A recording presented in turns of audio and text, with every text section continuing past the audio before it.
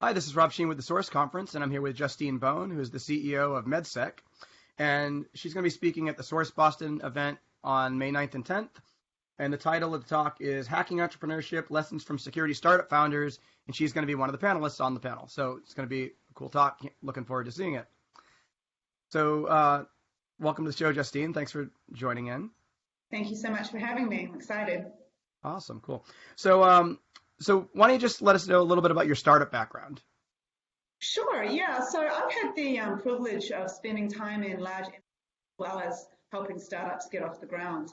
I've been the CISO at Bloomberg, at Dow Jones. So I've sort of seen things from both sides of the fence, if you will. What it's like to receive the pitch as well as what it's like to give the pitch.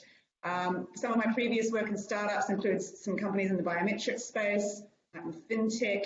I was the CEO of Immunity Inc., which is a security research company that was recently acquired.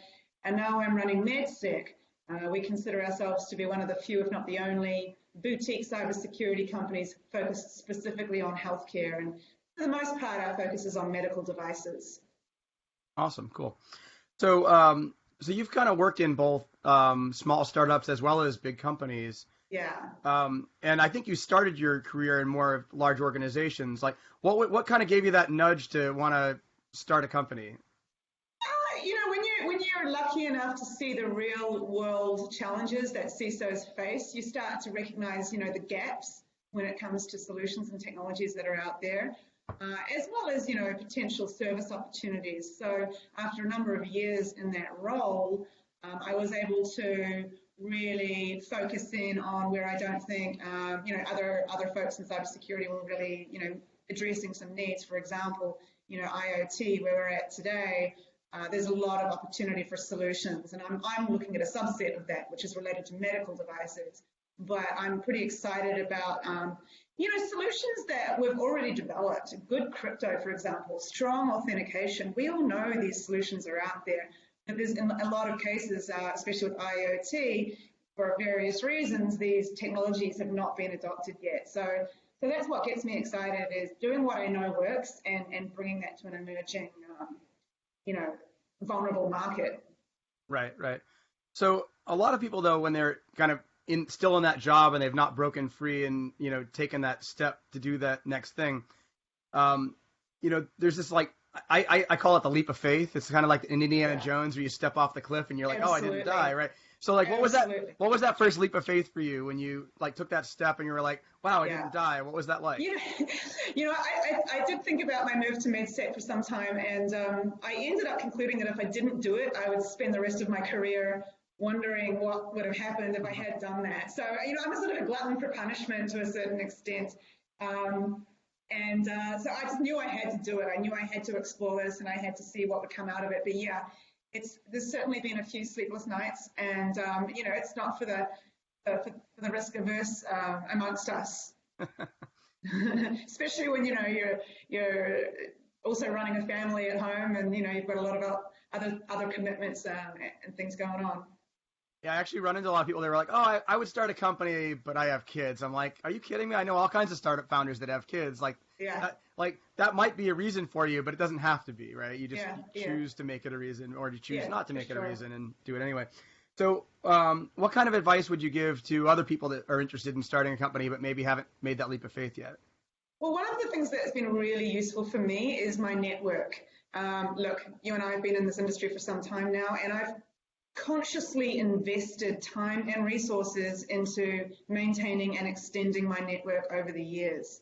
I will literally fly to a city at my own expense in order to attend workshops, networking events, industry events.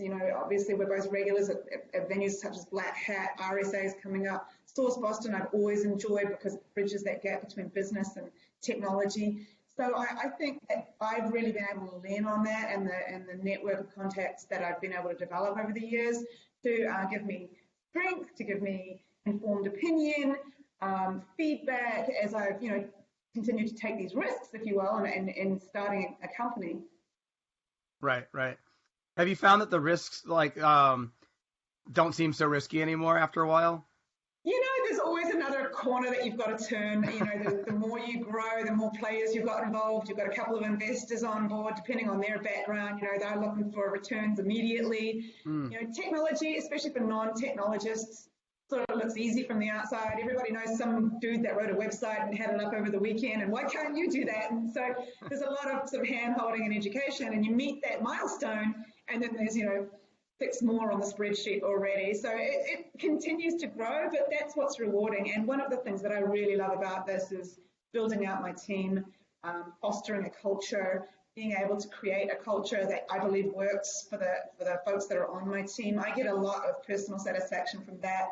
Everything from my, you know, seasoned execs through to, you know, the interns that we're bringing in, and I get really excited and motivated by that as well. So bringing in, you know, outsiders as advisors as it best fits, and landing on that network has really paid off for me, and it's where I would really want to recommend folks start when they're thinking about going out there. Doing it alone is pretty hard. This is not something you can, no matter how great of a coder or a hacker you are, you know, this is not something you're going to be able to do by yourself, you know, in your bedroom, at least beyond the first few months anyway.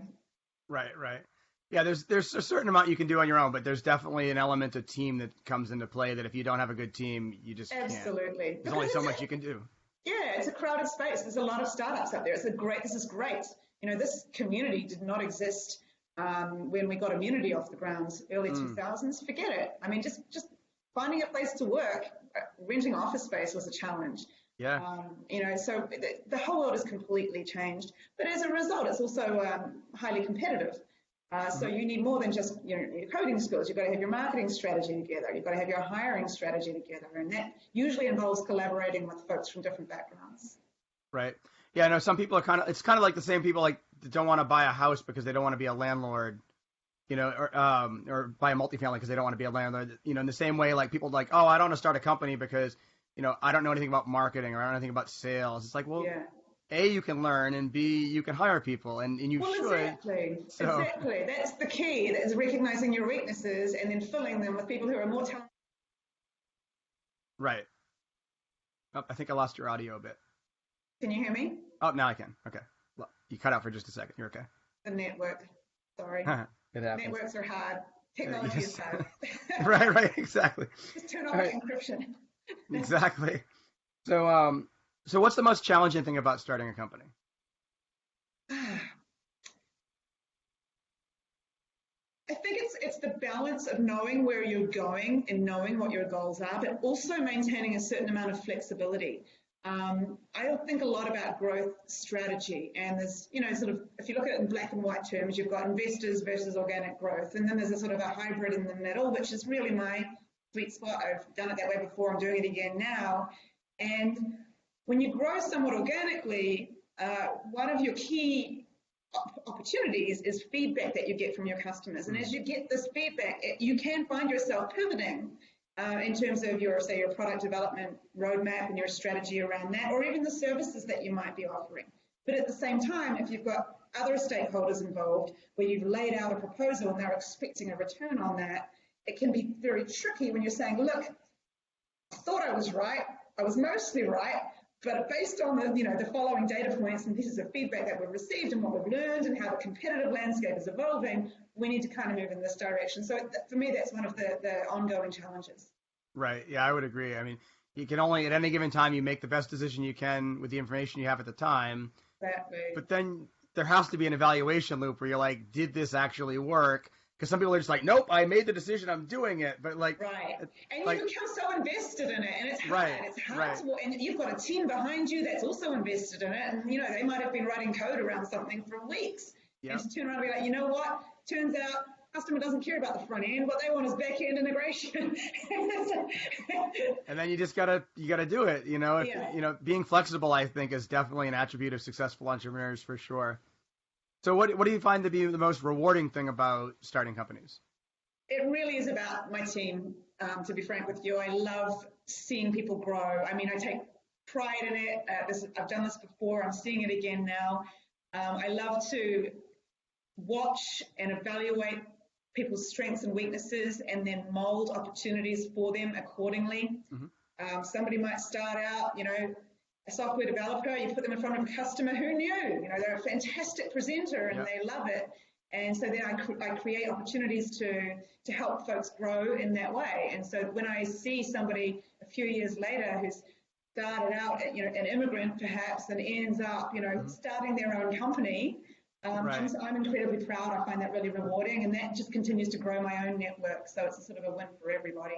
Yep. Yeah. I definitely find the same thing. Like when I can mentor somebody and help them out, and then suddenly they're doing, you know, amazing new things. It's like, wow, that's really cool. It's awesome that I could like play some small part in that. And anything that kind of helps encourage more people to be entrepreneurs, I'm a huge fan of. That's why I like doing things like this at Source, even though it's a little bit different than the kinds of things you often see at regular security conferences. But that's great. That speaks to what you're doing at Source. I'm really excited to bring this to Source, and I'm sure it will be, you know, helpful to folks to sort of see from our successes and sometimes mistakes. Then, you know, I know myself and the rest of the panel are really excited to share.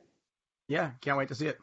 All right, cool. So so we'll see you at Source Boston on, you know, Source is happening on May 9th and 10th. And if you guys want to continue the conversation with Justine, show up to the conference and we'll be there. Awesome. Look forward to it. Thanks a lot, Rob. All right. Thanks a lot. Talk to you soon. Bye.